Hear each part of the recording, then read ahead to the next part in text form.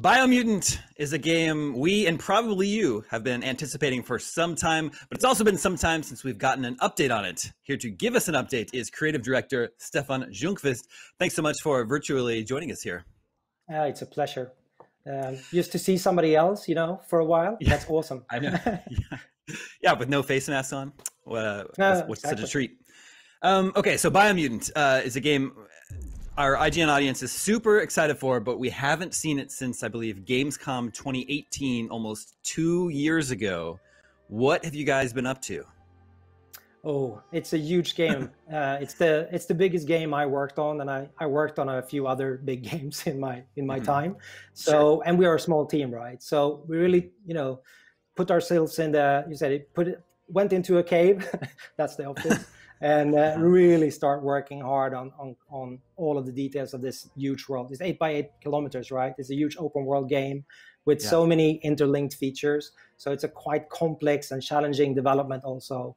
And especially when you move into the later phases of the development, when you're actually starting, to QA all of these features and the openness of the game and, the nature of all of the different combinations that you as a player, because you have a quite wide, extensive toolbox, have at your disposal, can cause, more challenges, bugs to solve, for example. And also then being a small team, that means that the amount of hands we have on deck compared to, a huge AAA team are less, so it's just a physical thing. The amount of issues that we can fix per day are obviously fewer. But, we're taking our time, and I'm really happy that we are getting this time, and hopefully everybody will be patient with us, and then result, I hope, will be proven to be worthwhile the wait. We will do our absolute best to make sure it is. So the first thing you do is create your character, right? Yes, and it's quite special. I mean, we got the question about this prominent character that we've been showing. I mean, you saw already here on this video that there are tons of different characters that you can create, right? So the poster boy, if you will, that we created, it's like an avatar for our version of the character in this game, but it's really about the character that you create. So there are 6 different tribes in the game, and actually they all or each represent kind of a DNA string, if you will. So as a player, you're free to kind of mutate your own or morph your own version of each of these 6 DNA strands, if that makes sense. So it's not like choosing between 6 characters. It's like choosing between 6 DNA strands and morphing your own character, in those within those DNA strands, and then choosing fur and fur patterns, etc. But the big thing here is like also, the appearance of your character affects the stats. It's a full-blown RPG, in the background. So I want to put emphasis on that. So I guess what I'm wondering is, while you're creating your character, are you seeing your stats go up and down while you're creating the shape of your character? Yes. So it's kind of a seamless morphing with this, DNA creation wheel, and that will change the stats live. So you kind of have a little bit of a balance going on there. Like if you choose a very strong character, he might not be the strongest in intellect, for example. You cannot create a really buff warrior at the same time as you have a really strong mutant with the psionic powers. Eventually, as you go forward in the game, obviously you can choose to upgrade that any way you want. But in the beginning of the game, we're kind of putting you into this decision: are you a fast and nimble? Are you a smart mutant, or are you a warrior or whatever? And that also ties into the next phase, which we haven't shown a lot in the character creator, is that you choose a class. So that's also kind of more akin to your traditional RPG. Like, for example, a class would be a Psy-Freak. That's more of your X-Men mutant style, distant, let's say, magic user in a fantasy RPG.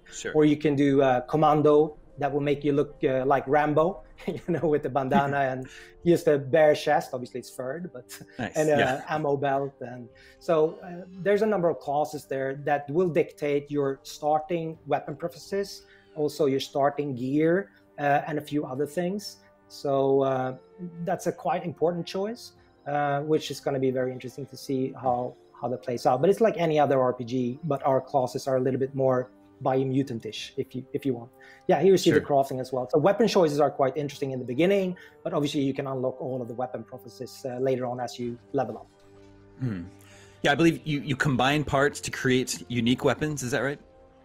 Yeah, we saw a little bit here in the video. It's like it's a very extensive crafting system, so it's super deep. I mean, you can take, like you saw in the video, we took a big toothbrush part that I scavenged from a billboard in the open world. I put some crazy handle on it, and then I can actually add on bits and parts on top of that toothbrush or whatever weapon I choose to create. So it's more like you're really crafting your own weapon, putting together I don't know how many thousands of combinations you can do. It's actually, for ranged weapons, I think it's millions of combinations, but it's not about the combinations. It's about how you are like finding the parts that are representing the playstyle that you want. Obviously, we also have parts that are more rare than others, and they have special abilities. They like, you know, in Destiny or any other, you know, shooter game, they have custom effects. Some can shoot, you know, additional missiles or whatever for rare bits that you have to find and loot. But you also have some can shoot, you know, make your ammunition turn into fire bullets, etc. So the looting, the whole looting process is quite important in the game, and the way that you also use that creativity to craft. Something that we didn't show is that you can also craft your gear, so your clothes, your jackets, your helmets, whatever, whatnot, shoulder pads. And that also comes into play when you're entering like meta zones, what we call them, like heat zones, cold zones. And you have to find gear to be able to craft, you know, an oxygen mask to go into a dead zone, or, you know, a warm jacket to go into a cold zone, etc. So crafting and actually creating your own look, that's cool, but you also have to be mindful of the stats that goes along with that look. But you can also do some presets, you know, so you can immediately switch your outfit with the D-pad input for different presets. So you can do that. Are we underwater here in sort of a submarine type vehicle? Yeah. So this is one of the more like at the center of the world. It's a big tree of life. That's a representation of the current status of the world. So compared to other games, like we are currently playing as the world is dying. You can choose to participate in taking it down or help bringing it down, or try to save it. So there are 4 routes stretching across this whole wide open world in 4 directions. At the end of each route, there's a huge boss. And now we're looking at a few of them. So in order to get to the resolution of this tree of life and world destiny, if you want, the fate of the world, you're going to take on these world eaters. And at the end of the fight, you're kind of, you know, seeing the conclusion of earlier decisions, not to spoil anything, because you're also allied with one of these tribes that has a goal towards the conclusion of the end of the world. So each of these bosses, you're using, let's say, a vehicle. You mentioned, and we saw this submarine, but there are other versions that you saw. Also, that we have a mech there that you use to fight one of them. There's also a mount later on, and you will see some kind of Watski. So yeah, there are different means for those epic boss fights that you are not, you know, on foot. But there are also like other bosses, as you saw here, where you are on foot or on a mount or whatever you choose to be using, like these ones, for example. But these are like the big world eaters. Like this one is a big world eater, for example. This is the one that you use the mech for. Gotcha. So some of this footage, a lot of it's giving me sort of a Legend of Zelda vibe. Was that one of your inspirations working on this game? No, I mean, when we started with this game, Zelda Breath of the Wild was not out. But obviously we love the series, right? So it has inspirations from a lot of things, but also other popular culture. I mean, I don't think it comes as a surprise that we like Kung Fu Panda, for example. So but obviously, I mean, from an art style or whatever, I mean, it's a bit of Ratchet in there. People have told me. Gameplay-wise, you have, if you look at my shirt, Devil May Cry, or I think it's also, people are saying it's more like Arkham stylish, but also some parts of Ratchet, so it's a kind of a hybrid where, you know, we are 18 people now. A lot of the design decisions are made, you know, from us together as a team.